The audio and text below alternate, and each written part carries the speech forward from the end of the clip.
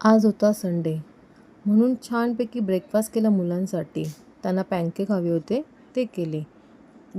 गव्हाचे गुळ टाकून खूप छान झाली होती. मुलांना खूप आवडले. त्यांनी खूप आनंदाने खाल्ले पण. संडेचं घरातलं काम झाल्यावरती माझी फेरी असते आईकडे. आईकडे गेल्यावरती तिच्याबरोबर घरातलं काम करणं, तिला स्वयंपाकात मदत करणं, तिच्याबरोबर थोडासा वेळ घालवणं मला खूप आवडतं. तिला पण खूप बोलायचं असतं. काम करता करता तेवढंच आईबरोबर थोड्याशा सुखदुःखाच्या गोष्टी पण होऊन जातात. खूप भारी वाटतं आईसोबत थोडेसे 2 शब्द बोलले तरी. मनाचा स्ट्रेस पण निघून जातो आणि छान वाटतं.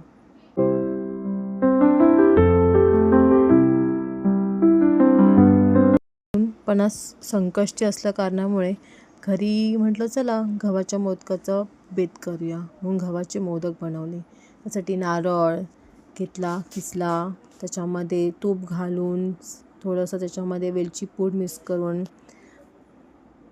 मोदक बनवले. साखर थोडीशी टाकली कारण की जास्त गोड नको होते म्हणून. गुळाचं केलं असता पण म्हटलं सकाळी पण गूळ खाऊन झालं म्हणून साखरेचाच केला. मला गव्हाचे मोदक तळायला नाही आवडत. ते असे ना उकडायलाच बरे वाटतात.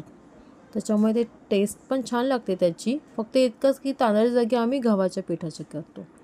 तळण्यापेक्षा ते उकडून असे छान टेस्टी लागतात, मऊ पण लागतात खायला आणि आम्ही असेच खातो.